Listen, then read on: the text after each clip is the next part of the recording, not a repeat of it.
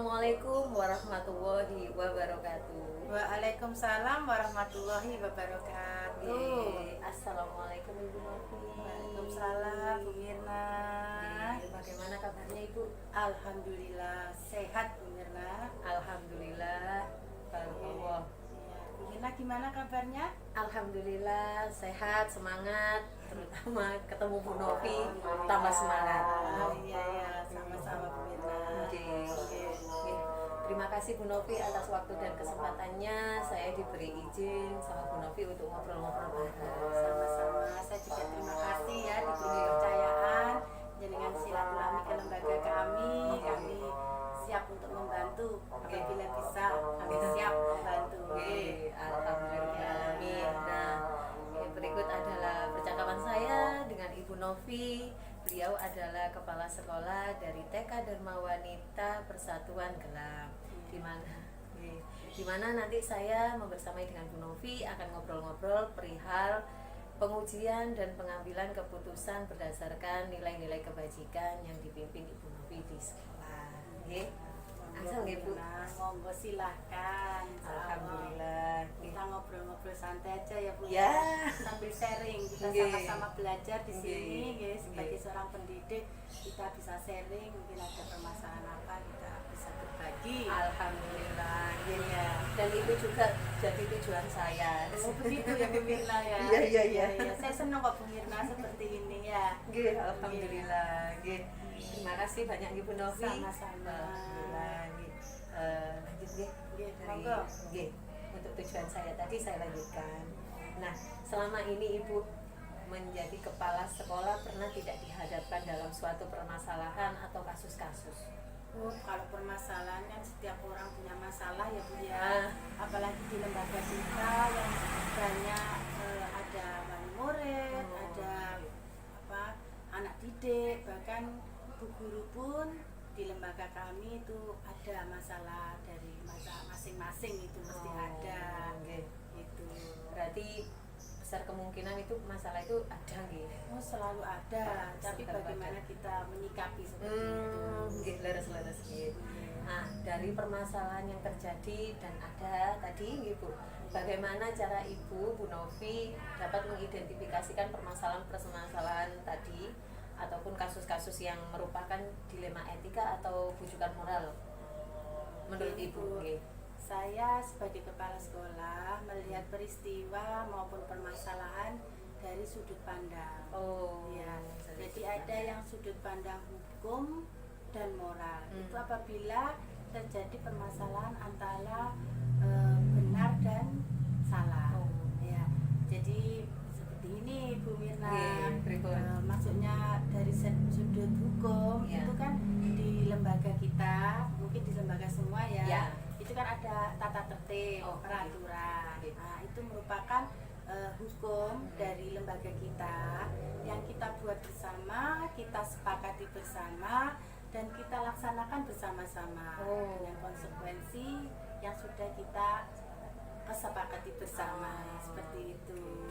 Luar biasa sekali. Nggih. Terus ada lagi ya, itu tadi misalkan antara hukum benar dan salah.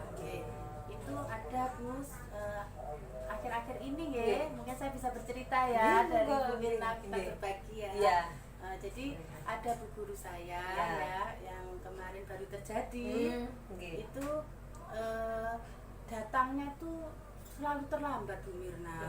Kenapa kok selalu terlambat Bu? Nah, Apakah ada sedangkan- itu faktor-faktor? Iya, sedangkan kita sebagai pendidik Nggih. ya, kalau bisa kan 30 menit Ah. ataupun 15 menit itu kan lebih datang duluan daripada jauh. muridnya dulu. Oh, nggih. Karena kita sebagai sosok figur ya yang Nggih. buat contoh. Ah. Nah, ini bu guru saya itu loh, Nggih. kok sering terlambat. Hmm. Nah, di situ kemudian pertama memang terlambat ya, saya Nggih. kasih toleransi mungkin sekali 2 kali. Lah ini kok sering Hmm. berkali-kali gitu. Terus kemudian saya tanyakan, saya dekati, saya panggil pribadi, saya tanya, ternyata kemudian saya tegur. Kemudian dia berjanji untuk tidak mengulangi lagi. Oh, gitu. seperti itu. Terus itu yang dilema hukum ya Bu ya, Iya. yang secara hukum dia melanggar. Nah ini ada lagi yang Ada lagi. iya, maksudnya berbuntut. Nah, ternyata permasalahan itu tidak selesai sampai Iya. di situ. Iya, iya, iya. Nah, dia berjanji untuk tidak mengulang lagi. Besoknya masih diulangi lagi. Masih diulangi lagi. Lah itu yang dilema etika kami ya. Iya, Nah, menurut itu Ibu. namanya dilema etika. Oke. Nah, itu kok dia terlambat, kemudian saya panggil sekali lagi. Kenapa? Ternyata dia mengaku dia ada alasannya ternyata. Oke. Nah, Dari sekian keterlambatan tadi akhirnya muncul, iya. berani ngomong. Karena dia sudah mungkin sudah berat ya, Iya, dia tanggung dipendam-pendam. sendiri, nggih. Kemudian curhat kepada saya. Oke. Nah, itu ternyata ada salah satu putrinya itu sakit Bu. Ya Nah, Allah. sakitnya itu juga tidak ringan dan itu dia butuh kontrol beberapa waktu, seminggu berapa kali. Nah itu untuk kontrolnya itu kan kadang dia mendapatkan antrian pendek cepat pulang. Nah kadang dia harus antri panjang. Nah selama ini dia tidak bilang kepada saya. Nah, kemudian setelah dia ungkapkan ke saya, lah itu yang menjadi dilema etika kami. Jadi moral yang berbicara akhirnya Ya, ya nurani kita. Ini bagaimana solusinya, sedangkan dia inginnya sih mematuhi peraturan hukum di sekolah, tapi karena dia juga seorang ibu, tuntutannya dia juga merawat putrinya tersebut. Itu yang menjadi moral dilema etika gitu dari permasalahan saya selama ini. Bersyukur kalau punya kepala sekolah seperti ibu, nggih. Saya juga belajar kok Bu, gimana ini untuk menyelesaikan itu. Oh, gitu.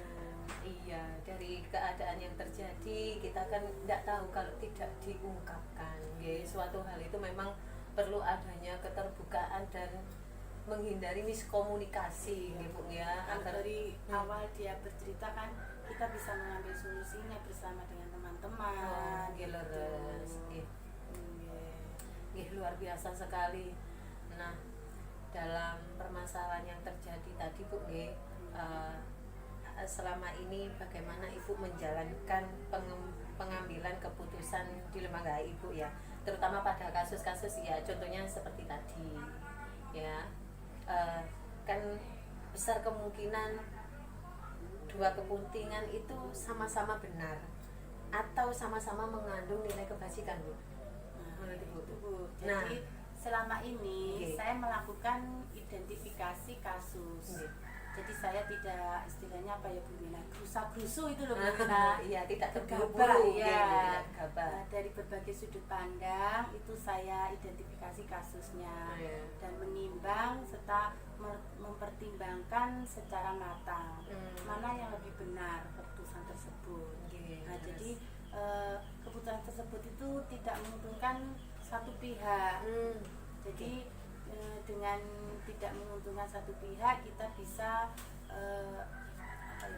adil gitu, menguntungkan kita bersama. Jadi seperti kasus tersebut, bagaimana dia tetap bisa melaksanakan tugasnya dan bagaimana solusinya biar semuanya itu bisa berjalan normal kembali seperti itu. Benar. Memang benar adanya kalau misalnya kita dihadapkan pada suatu hal yang sama-sama benar dan mengandung unsur-unsur nilai kebajikan tadi, satu memandang hati nurani dulu ya, tapi dari hati nurani juga kita memikirkan jangan sampai ada kecemburuan sosial juga dari lainnya, jadi disamaratakan gitu, sama rata dan tetap mematuhi peraturan yang ada. Adil nggih. Nah, iya. Dari pengambilan keputusan tadi Bu, adakah langkah-langkah atau prosedur seperti ya apa yang biasanya Ibu lakukan selama ini dalam pengambilan keputusan? Langkah-langkah ya Bu. Langkah-langkahnya. Ada Bu. Jadi langkah-langkah yang dilakukan itu menentukan siapa dulu yang terlibat dalam permasalahan tersebut. Jadi permasalahan di sekolah itu mestinya kan ada bu guru, ada murid kita, ada wali murid ataupun stakeholder yang ada. Jadi kita lihat kemudian kita menentukan penyebab atau pemicu permasalahan tersebut. Nggih. Contohnya pripun Bu yang memicu permasalahan tersebut? Adakah permasalahan lagi yang menimbulkan hal-hal itu tadi? Jadi kita untuk menentukan itu kita kan perlu identifikasi lagi. Okay. Kemudian kita menanyakan saksi-saksi ataupun orang-orang terdekat. Yang selanjutnya akan saya lakukan untuk berdiskusi.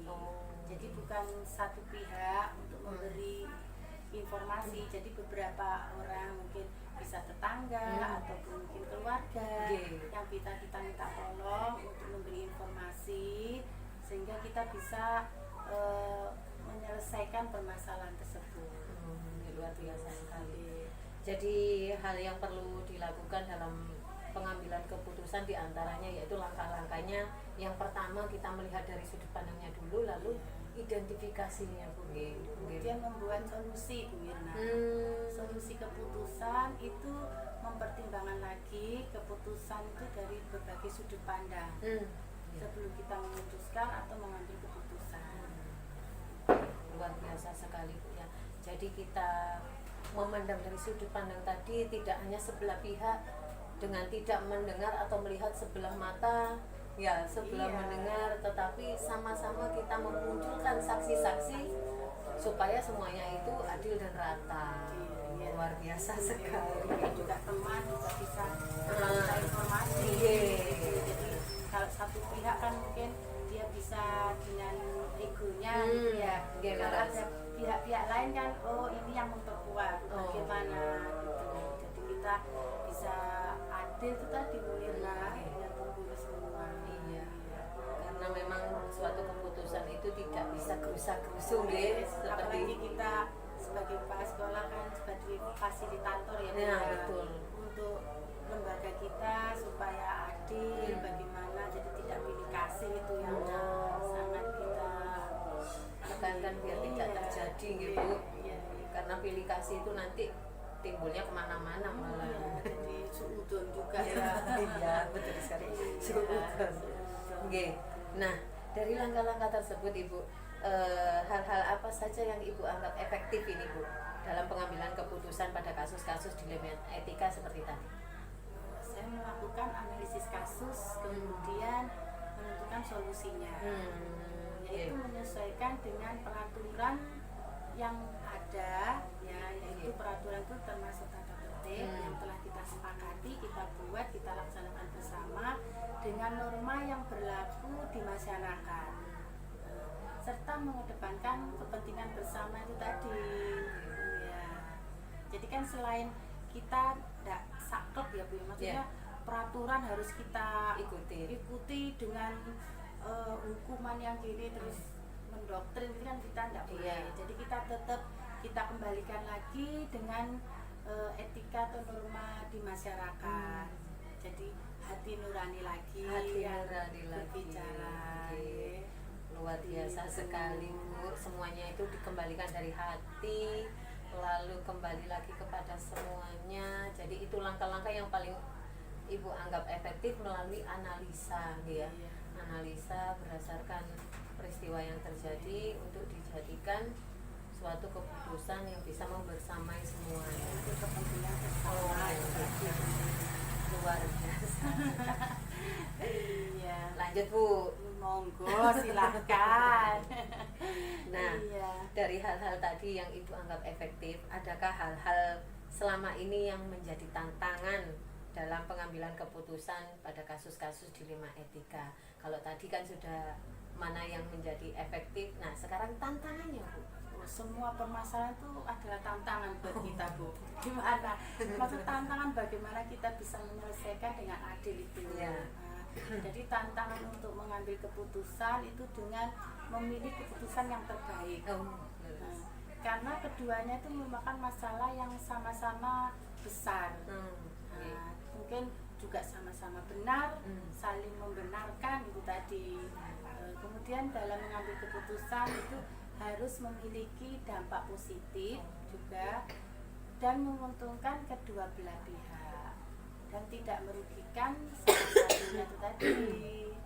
Kembali lagi, Jadi kita tidak pilih kasih untuk mungkin bu guru ini yang baik, yang dekat dengan kita, atau tendensi apa-apa kita tidak melihat itu. Jadi kita insya Allah rata, adil, dan untuk kepentingan bersama itu tadi. Luar biasa sekali.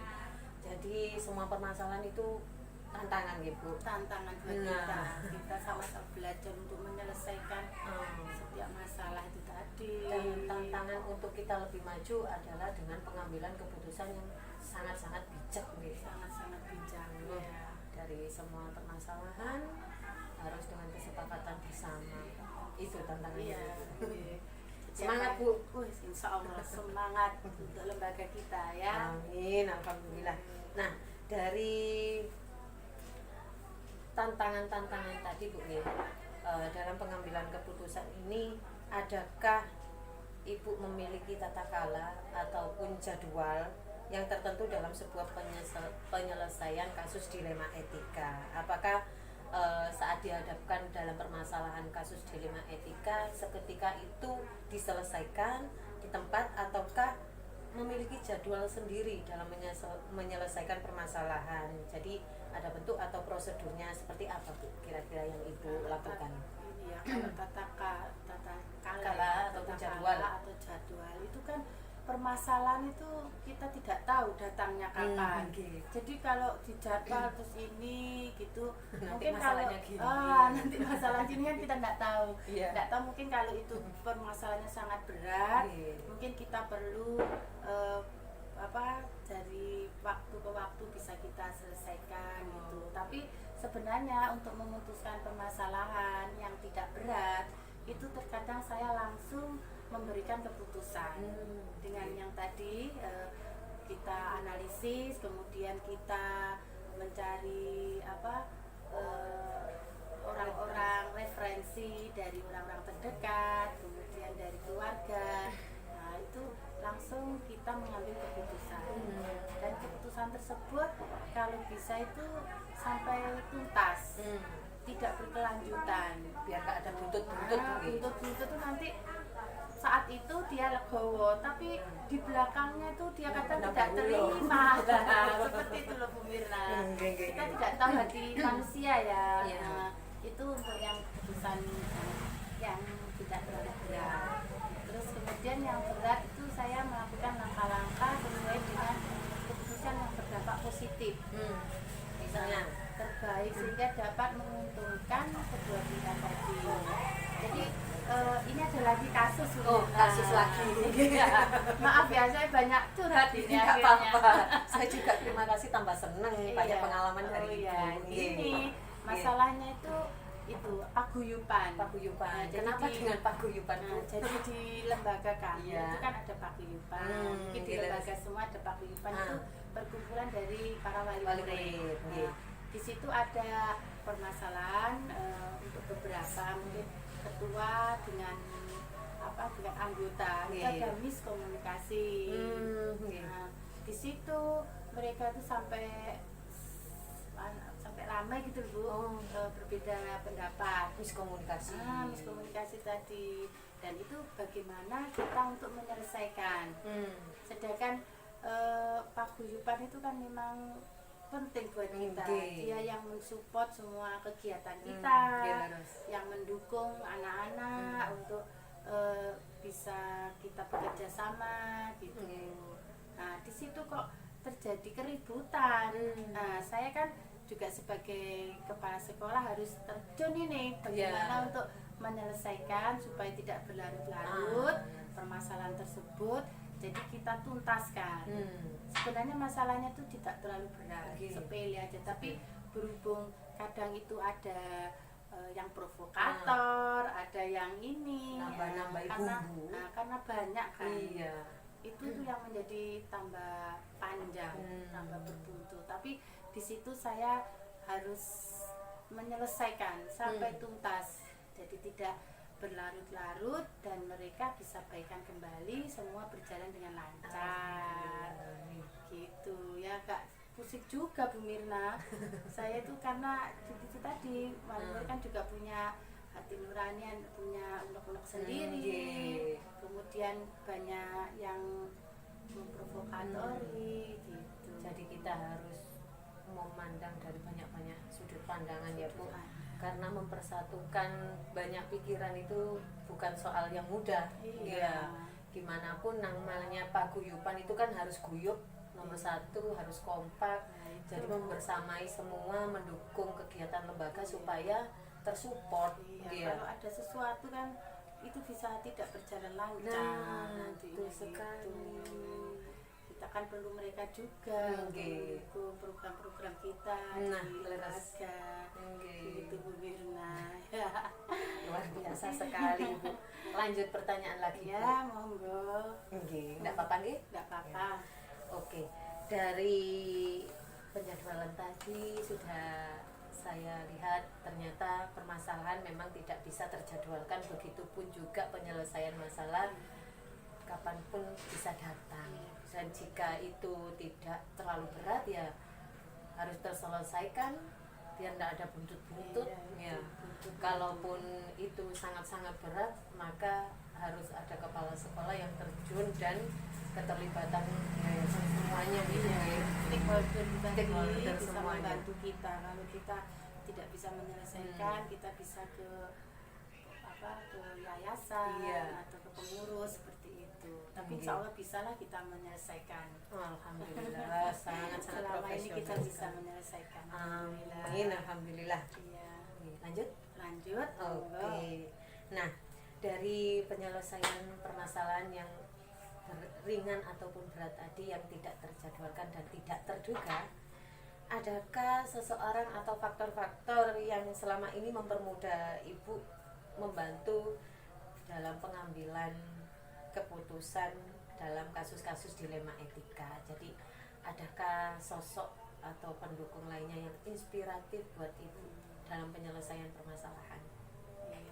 Begini Bu, dalam mengambil keputusan, saya selalu mengajak semua pihak yang terlibat, yang terkait di lembaga, baik rekan-rekan guru, wali murid, ataupun pihak yang terkait yang terlibat dalam permasalahan untuk bermusyawarah. Nah, dalam menentukan solusi tersebut yang disepakati bersama.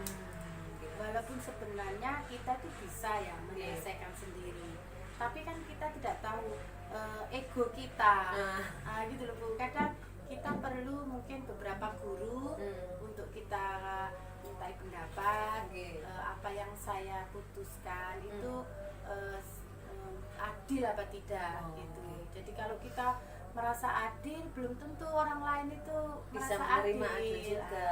Jadi kalau kita bisa sharing, kita minta pendapat orang lain, mungkin insya Allah keadilan itu bisa lebih mengena. Mungkin dia bisa melihatnya dari sudut pandang saya yang memberi solusi dan yang diberi solusi itu tadi. Biar sama-sama legowo Bu. Oh iya. Jadi semuanya itu ada keterlibatan sebagai pendukung dalam pengambilan keputusan gitu. Iya. Jadi bukan keputusan mutlak. Oh, gitu. Jadi semuanya terlibat, semuanya adalah inspirasi untuk kita dalam pengambilan keputusan yang dapat disepakati gitu. Luar biasa sekali. Nah, tapi kembali lagi keputusan tetap di saya sebagai pemimpin. Itu tadi cuma saya perlulah sedikit banyak pertimbangan bagaimana untuk memberi keputusan setiap permasalahan tersebut. Gitu Bu Mirna. Waduh, ini curhat apa gimana ini jadinya ini? enggak apa-apa. Kan pelajaran yang enak itu ngobrol santai Ya, sambil ngopi-ngopi. ya. Kopinya nggak ada ini. Sambil ngopi, ngobrol-ngobrol pintar. Oh iya, amin. Nggih, amin. Nah, pertanyaan terakhir apa lanjut lagi Bu? Monggo silakan, saya siap kalau saya bisa membantu. Alhamdulillah. Nah, dari semua pertanyaan yang saya ajukan kepada Ibu, kita ngobrol-ngobrol tadi, adakah pembelajaran yang dapat Ibu petik dari pengalaman dalam pengambilan keputusan yang dilema etika ini? Pelajaran yang dapat saya petik ya, di mana saya menjadi bijaksana. Oh, alhamdulillah. Jadi setiap permasalahan itu kan juga bisa menjadi guru buat saya. Nggih. Jadi guru itu pengalaman kan bukan hanya untuk kita membaca di buku. Jadi setiap permasalahan orang lain itu bisa menjadi kita guru, kita bisa menjadi pengalaman juga. Dan itu yang membuat kita jadikan bahan pertimbangan untuk menentukan solusi yang terbaik untuk kedepannya. Jadi kadang kita menemukan masalah ini ya Bu, kita selesaikan. Mungkin beberapa waktu ke depan kita menemukan permasalahan yang sama. Di situ kita bisa mengingat kembali, terus kita bisa lebih baik lagi untuk memberi solusi. Ataupun permasalahan yang baru, kita bagaimana untuk menyelesaikan seperti itu. Jadi bisa menjadi guru buat saya, pengalaman juga menyelesaikan permasalahan tersebut.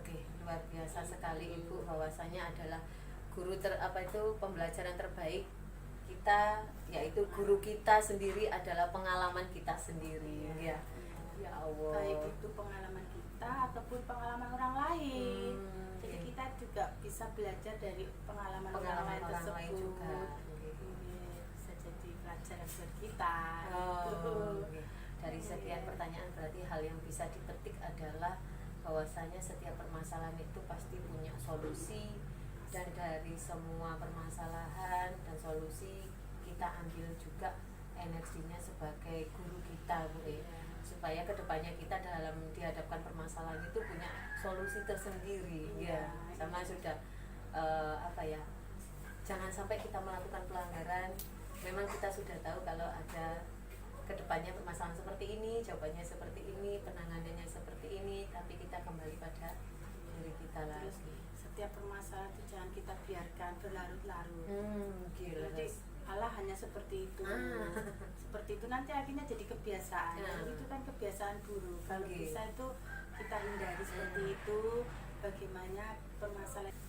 Berarti dari hal yang dapat dipetik tadi, Bu, bahwasanya suatu permasalahan merupakan guru bagi kita dalam bersolusi dan menemukan solusi. Luar biasa sekali, Bu. Orang lain bisa kita jadikan pengalaman kita. Dan satu lagi, Bu, untuk setiap permasalahan itu jangan kita biarkan berlarut-larut. Jangan sampai kita hanya sekecil apapun terus kita biarkan, sehingga itu nanti bisa lama-lama juga bisa jadi bukit kecil-kecil, sedikit-sedikit, tapi permasalahan itu menjadi itu hanya mendarah daging. Itu kan kita tidak boleh seperti itu. Betul. Jadi harus kita selesaikan sampai tuntas sehingga tidak ada komunikasi. Biasa sekali. Harus kita selesaikan setiap permasalahan sampai tuntas, tas itu Bu Mirna. Luar biasa sekali, sangat bijak sekali Ibu, ya Allah. Terima kasih. Nah, terima kasih banyak Ibu atas waktu dan kesempatannya ngobrol-ngobrol dengan saya. Saya juga suka Bu Mirna, terima kasih juga sudah dikasih kesempatan kita sharing bersama, kita ngobrol bersama. Semoga bisa bermanfaat buat Bu Mirna. Amin ya rabbal alamin. Bermanfaat buat saya juga. Terima kasih juga Bu Mirna. Sama-sama. Baiklah, sekian percakapan dari saya beserta Ibu Novi terkait dengan pengujian dan pengambilan keputusan berdasarkan nilai-nilai kebajikan. Wassalamualaikum warahmatullahi wabarakatuh.